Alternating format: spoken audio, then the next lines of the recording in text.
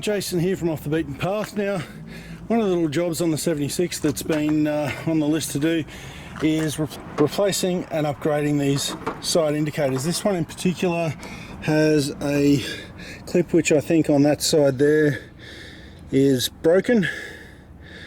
The other one comes out periodically, but this one's the main one.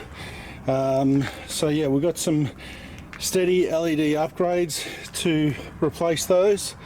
So that is the current indicator, now the Stedi LED upgrade comes in this neat little box here.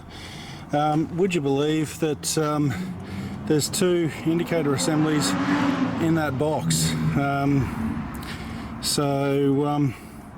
Yeah, pretty amazing what they can fit in. Okay, so I have one of the Stedi side indicator LEDs installed, working nicely. Let me tell you about how this goes.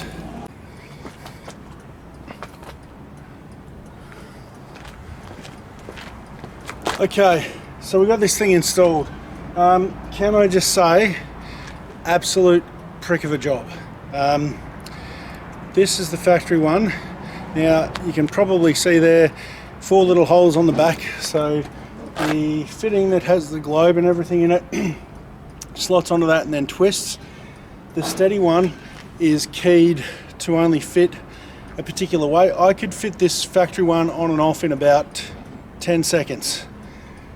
That's taken me half an hour. Then comes the extra fun of getting it in the guard. Now, from what I understand, these indicators falling out is a known thing on the 70 series, happens all the time, and that's, as you saw, that was my issue here. I think to combat that, so there's a rubber gasket that's the factory Toyota gasket that sits around here.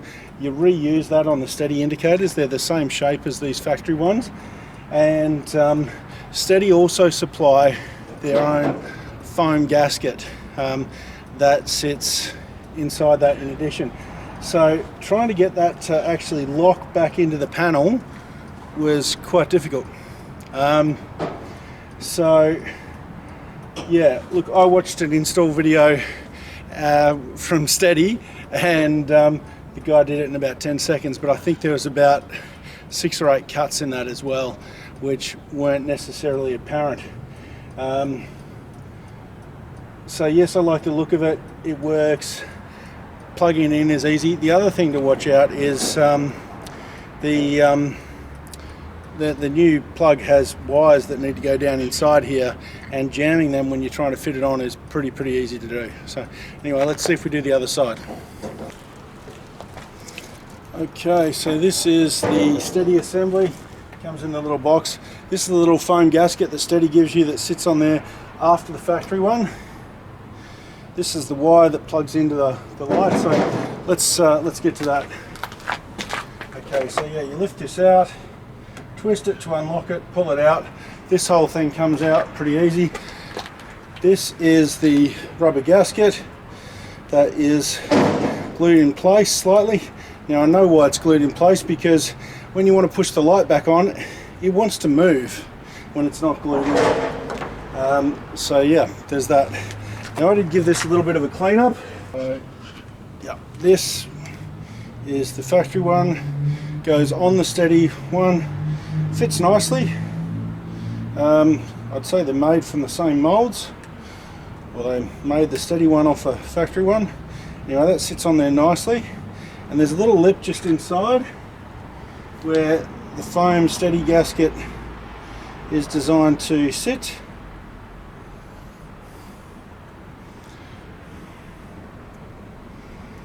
So yeah, I'm just like all thumbs doing this kind of stuff. So yeah, anyway, that's the idea pretty much. Okay, so the globe here just pulls straight out. It's just a flat globe. So put this one in. Now there's no directionality on this. Plug it in straight up and down, whichever way you want. Now The focus here has got to be on getting these on. Matching up the 4 holes, and then you fix your gaskets after you get them lined up.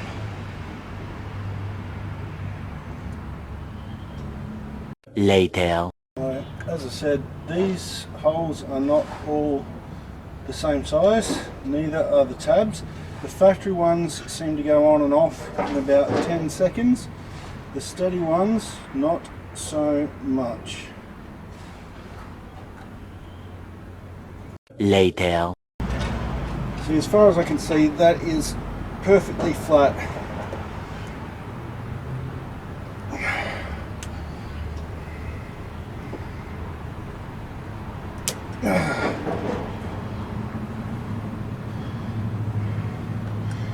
Almost. So, I don't know. As I said, this is a prick of a job. I'll probably edit this. I've started now, so I better finish. It's the kind of thing I'd prefer, you know, I'd rather spend an hour editing the videos, honestly, than screwing around with shit like this.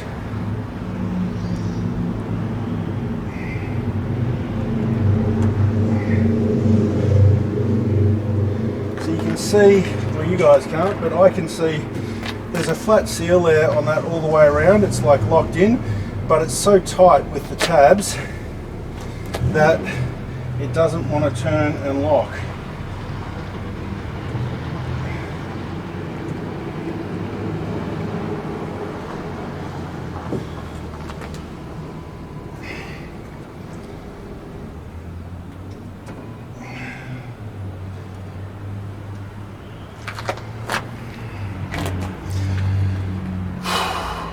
Alright.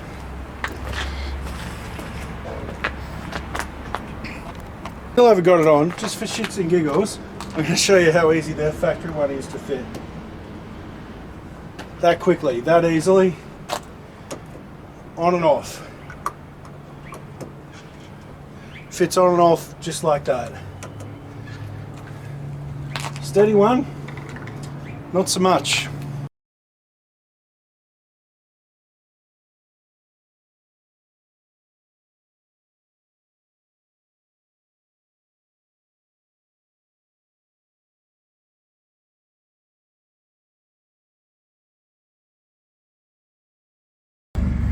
So just in the process of working on one more minor mod. So I've got this bracket here. This is an antenna bracket, which will go on here. So yeah, this is an antenna bracket. It will go on there like so. I just need to drill those holes out a little bit, and that will mount the antenna just above the rear tail light. So I've just drilled those pilot holes using a 6mm drill bit. I've now got the 9mm. I'll drill that out, put some riv nuts in there, and then bolt it in place. Okay, so that's the 2 riv nuts installed. Just need to get an M6 bolt to bolt the bracket on.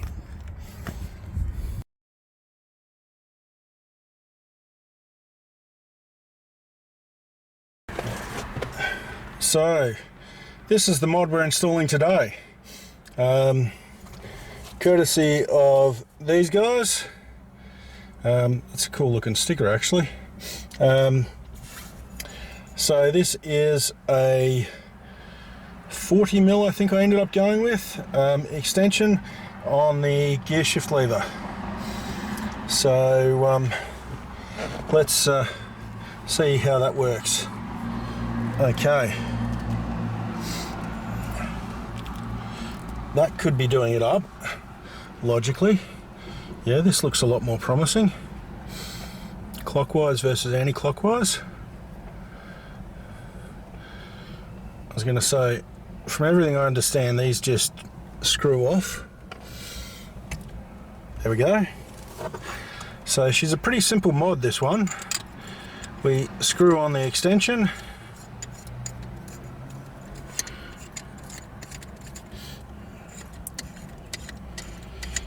Now, I possibly could have looked at some Loctite or something, but I don't think that's going to be necessary. maybe some wear marks there. That black's actually a pretty good match. Haven't chosen to replace the gear knob as yet.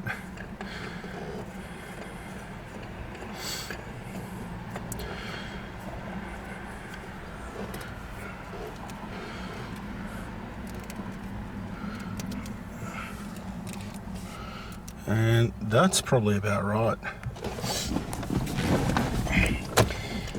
Okay, yeah, look, that is a much nicer height for me. You know, just my driving position. Pretty happy with that. And that's about a 30-second mod. If anything, the new shaft is probably just a little more black than the old. So, in terms of extension, this is where the old shaft ended, and that's the extension there. So yeah, pretty happy with that. Look forward to taking that for a test drive.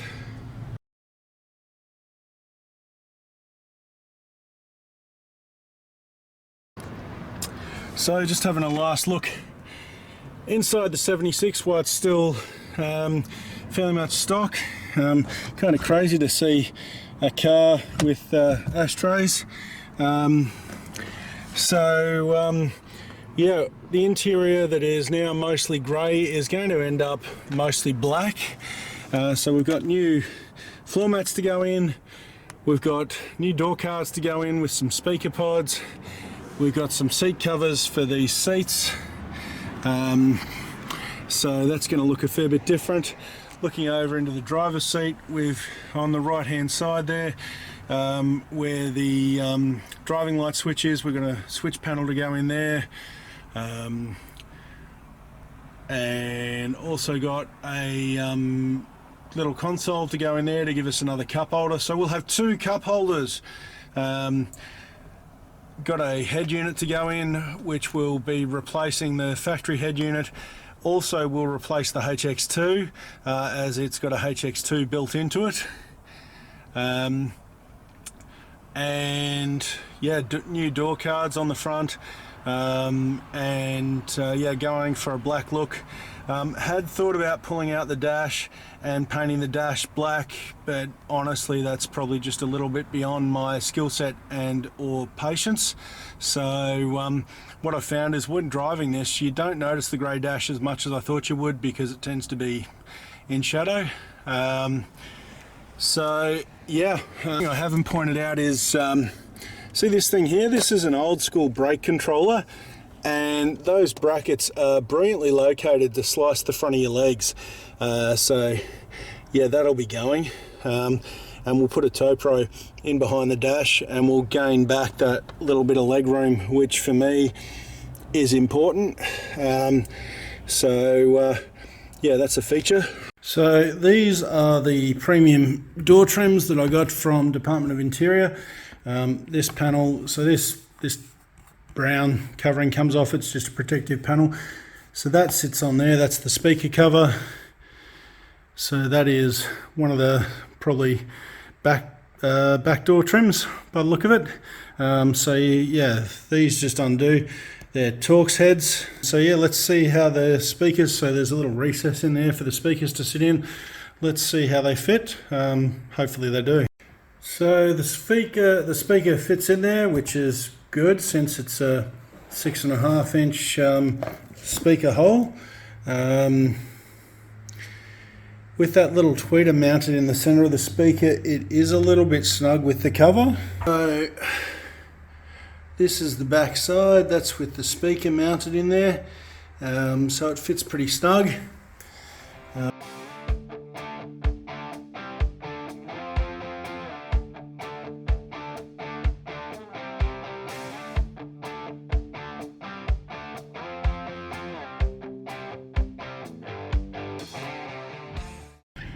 Well, the 76 is loaded up.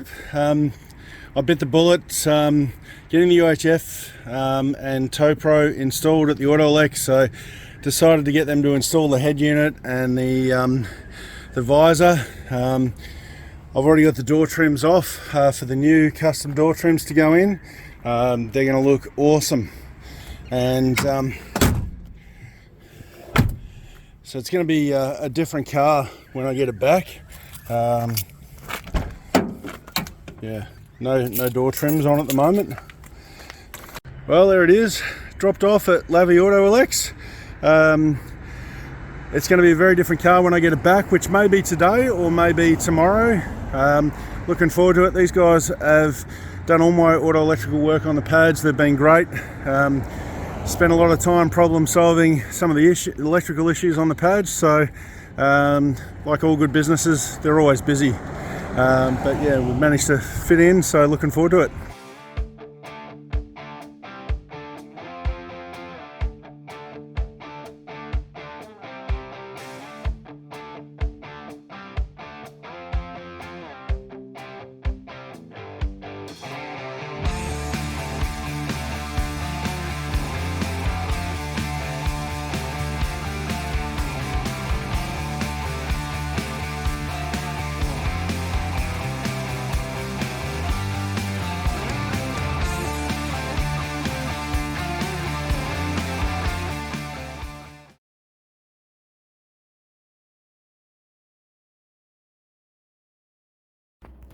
Okay, so we've finally unpacked the Carbuilders. Now what we've got there is 5 boxes of the Carbuilders sound deadener. So that's designed to go in the floor pan and the doors, not including the rear cargo area, although I'm probably going to get some more of this stuff and do the rear cargo area as well anyway. Some adhesive for use on the roof if required. Now these wrapped up rolls here with the adhesive backing, they're insulation to go under the roof liner in the ceiling of the vehicle. And then we've got 3 rolls of the mass noise liner, which are these tall rectangular boxes here. They go on top of the sound deadener and under the carpet. Now, and the last thing we got, because we bought this as a kit, is we got the install kit. Neat little kit with a roller, some foil tape to join them, and Stanley knife, and some replacement blades by the look of it, and the obligatory bottle opener and stubby holder. So yeah, neat little kit. I reckon that's going to make the job a lot easier. Look, you probably got a Stanley knife. All you really probably need is the foil tape and the roller. You could pick those up at Bunnings, but because I got the kit, they came with the kit.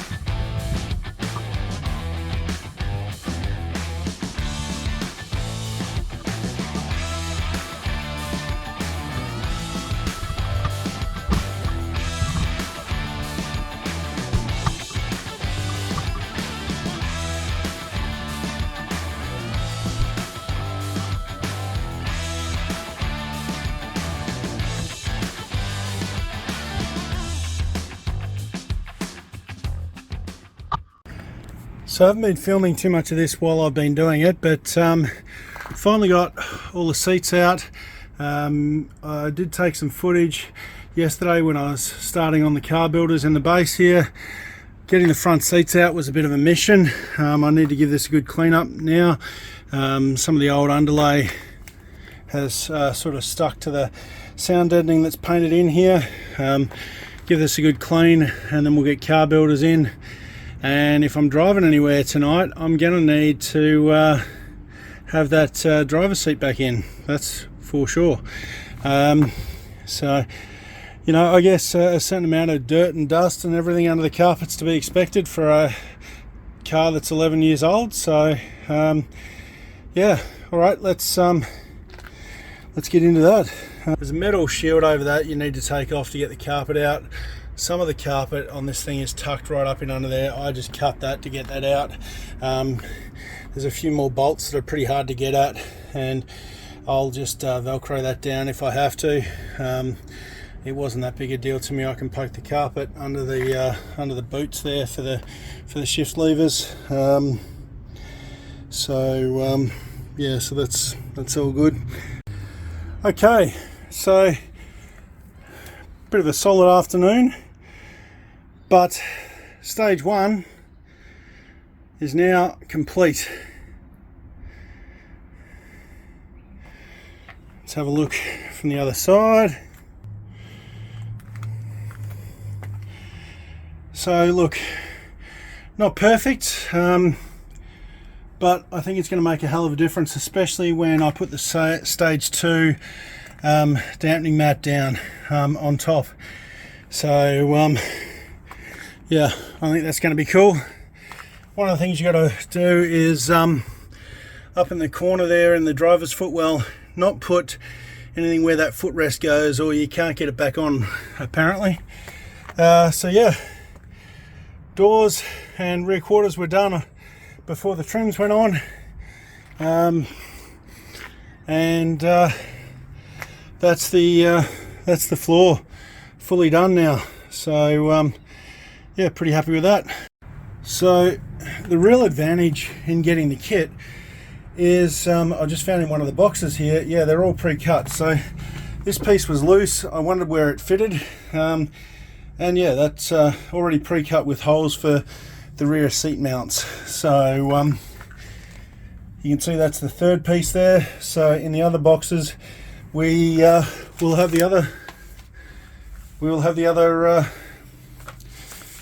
pieces. So let's start installing the mass noise liner.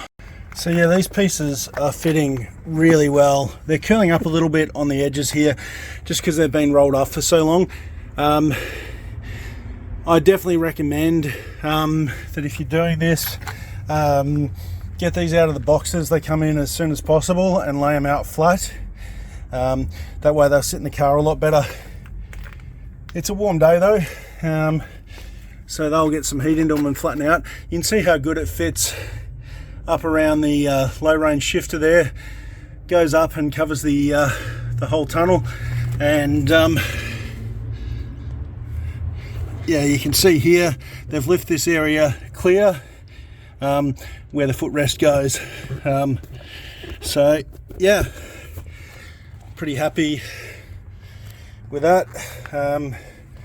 Yeah, all good. There's the rear cargo mass noise liner in. So yeah, she's pretty thick, all sitting pretty flat. Just this very end section here wants to curl up. Don't know what that's from. If anybody knows what this thing is, that would be helpful. It's probably off the seats.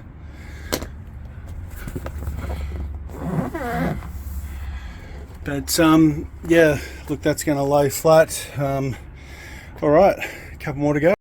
Okay, so mass liner install was so far and away the easiest part of this whole job, because buying the kit, it was all just cut to size and it all just fitted. It is a warm day, and like already these pieces here are softening up, and they'll lay flat a little bit better, I think. So yeah, carpet, and yeah, other bits from there. So yeah, handbrake boot back in. Yes, I painted it black like most of the other things going back in the car. Would have been nice to paint the handle black as well. Just didn't quite figure out how to get that off. Sure, you can get it off. Anyway, we will live with the grey handle for now. Okay, so while we're letting the mass noise liner sort of settle down before we put the carpet back in, next is to replace these door trims. So yeah, as you can see, they just pull off pretty easily once you've got everything else out. And I'm replacing these with black ones, of course, but these actually, in addition to having the door trim, they've got a rubber seal on them, so it's going to add like a second seal to the door. So yeah, let's see how this goes on. Okay, so that is the first one installed. They're a pretty snug fit.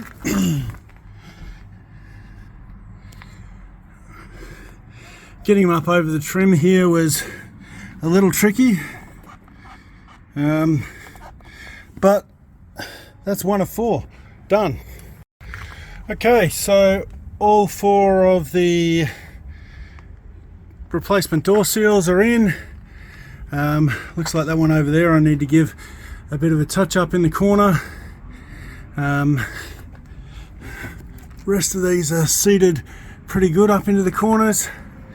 Gonna have to do something about the HX2. The Velcro is holding fine, but for whatever reason the adhesive on the back of the Velcro won't stick to the vinyl up there, so that's a problem for another day. So these nice trims that I got, if you're curious about how these install, it is dead easy. They come with some little plastic clips that go into the holes where the factory ones just clip in, and then you just screw into those little clips through the holes already in the new side cover, side step.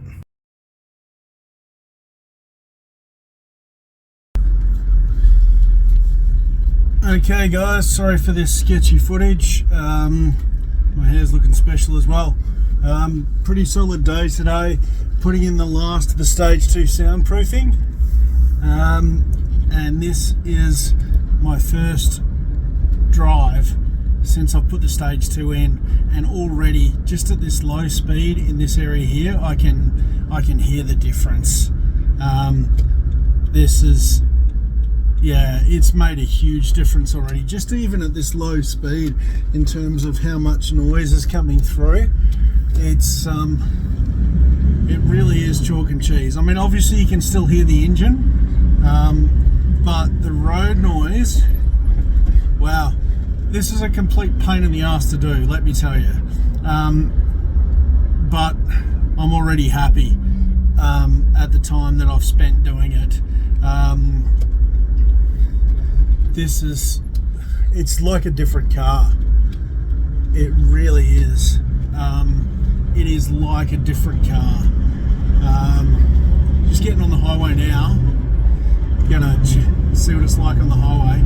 So yeah, look, you can still hear the engine. It's a V8, but completely different. So I've done the stage 1 Carbuilders, stage 2 Carbuilders, and I've upgraded all the door seals as well, which has also, I think, made a big difference. So it's not like you're not going to hear the V8. Of course you're hearing the V8, but the road noise that was coming through is basically gone. Yeah, wow, huge difference.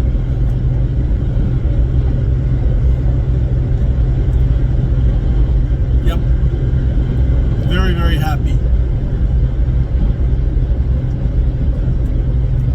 Yeah, wow.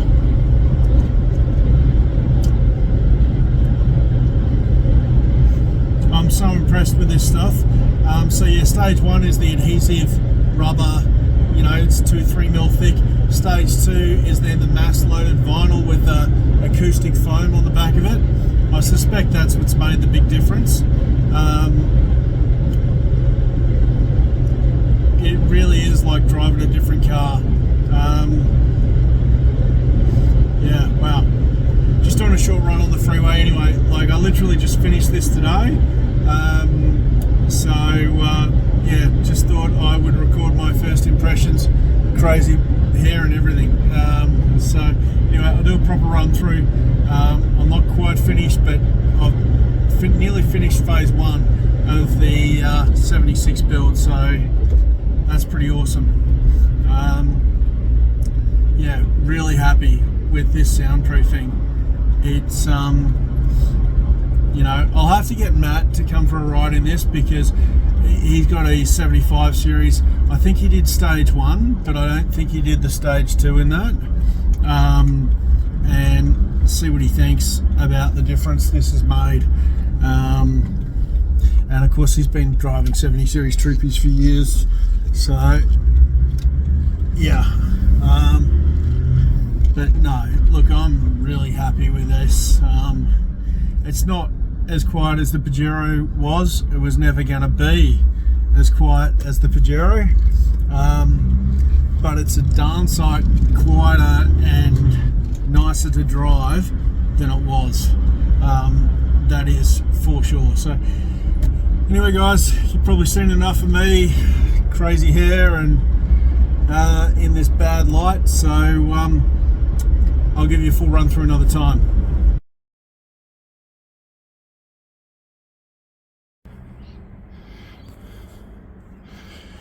Okay, so phase 1 of the 76 build is finished, which is mostly all the cosmetic mods, a few functional things. We got the Sherpa winch, the carbon winch hook on the front there. We've got the wedge tail rack on the top. We've finished interior. We've got a nice black dash mat. We've got the console up the top ready for the HX2. All the blacked out interior. The Razorback seat covers, which I'm pretty happy with. They look pretty cool, especially with everything blacked out. Some new floor mats. Speakers are all in. So black floor mats in the back. Seat covers, black floor trim and door handles. So all the interior lights are working. Always good. And over the back, we've just got the stage 2 flooring in there. All the 76 Fabrications panels. They've come up a treat.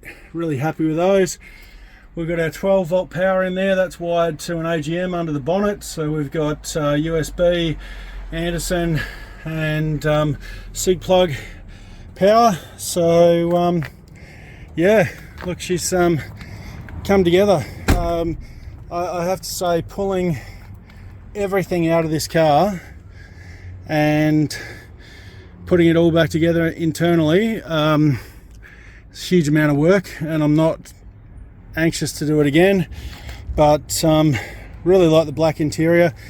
I did think about changing the carpet over while I had it out, but the aftermarket carpet was two things. One, it couldn't arrive in time because I left it a bit late, and two, it doesn't come with the holes cut, and I'd probably screw that up.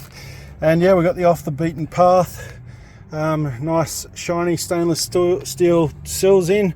Really happy with those. Yeah, they just go straight back in. Just some little plastic plugs go into the factory mounting lugs, and they go straight back in. So branded on the front, and just a nice stainless steel trim on the back. Also got the extra door seal on all the doors, so that really reduces the wind noise as well. So yeah, we've got the UHF mounted, so that's hidden away nicely. The actual units up in the roof console. So yeah, look, really happy with how the car's looking. Have got a little storage console to go there. I'm in two minds as to whether to put that in or not. I'm thinking about it. Had all kinds of issues with these seat bolts. The previous owner had the seats in and out a few times and they were kind of stripped. I had to retap some of those threads. But yeah, look, really happy with how it's looking. Really happy. So anyway, it's late on a Sunday. I've still got to get the get a floor in the back and get the fridge mounted, and we'll go from there.